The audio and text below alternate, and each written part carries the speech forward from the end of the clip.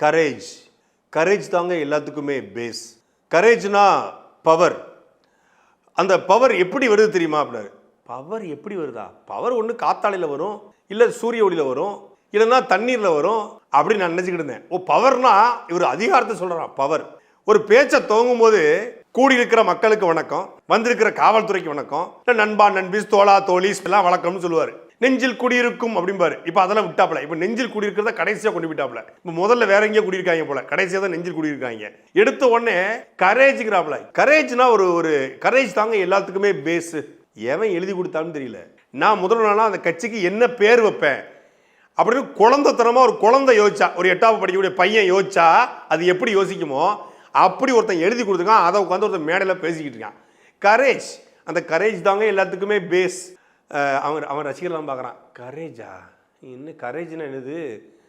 கரேஜ்னு போட்டு பார்ப்போம். தைரியமா? ஐயோ, தைரியத்துக்கு இந்த ஆளுக்கு சம்மந்தமே கிடையாது. கரேஜ் தான் எல்லாத்துக்குமே பேஸுங்க. அந்த கரேஜ் இருந்தால் தாங்க நம்ம ஒரு பவர் கரேஜின்னு ஒரு மாதிரி பவருங்க. கரேஜ் அப்படின்னு சொல்லிட்டு நீங்கள் தலைவா படத்தில் போய் ஜெயலலிதாவுடைய காலில் விழுந்து கிடந்தீங்களே, அதான் கரேஜுங்களாங்க. ஏங்க, சர்க்கார் படத்துக்கு போய் எடப்பாடி பழனிசாமி கிட்ட போய் உங்கள் அப்பாவும் பையன் உட்காந்தீங்களே, அதான் கரேஜுங்களா? அதான் தைரியங்களா? அதான் ஆற்றலுங்களா? அதான் துணிச்சலுங்களா? அதுதான் வீரம்ங்களா? ஏனுங்க சொல்லுங்க. சொல்லு, நீ தான் தைரியமான ஆளத்தை சொல்லு. சொல்றா.